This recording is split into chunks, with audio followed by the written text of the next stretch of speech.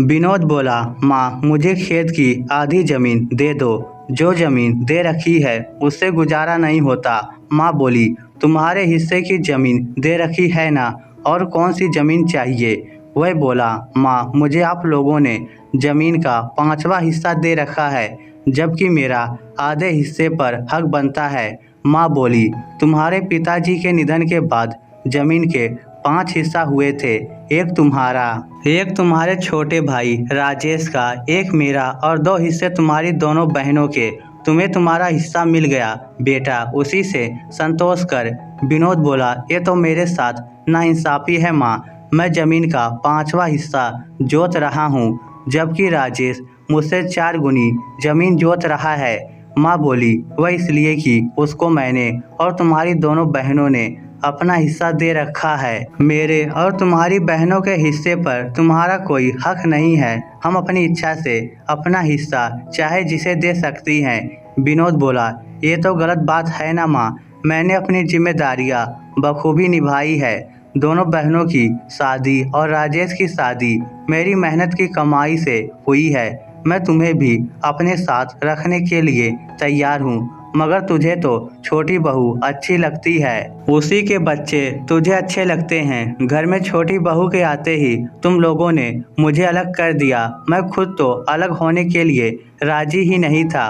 माँ बोली, बेटा एक ना एक दिन भाई अलग होते ही हैं, इसमें बुरी बात क्या है? रही बात तेरे साथ नाइंसाफ़ी होने की, तो कान खोलकर सुन ले।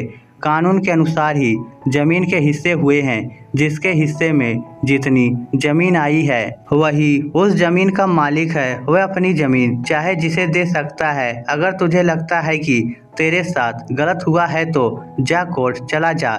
विनोद बोला, माँ ये मामला कोर्ट नहीं जाएगा, इसे मैं अपने तरीके से हल करूँगा। अकेले राजेश को सारी जमीन नहीं हड़पने दूंगा। ये अनोखा मामला जगदीश के बेटों के बीच का है। जगदीश के निधन के बाद जमीन नियमानुसार विनोद, राजेश व उसकी दोनों बहनों और माँ के नाम चढ़ गई। माँ का मन छोटे बेटे में ज़्यादा था।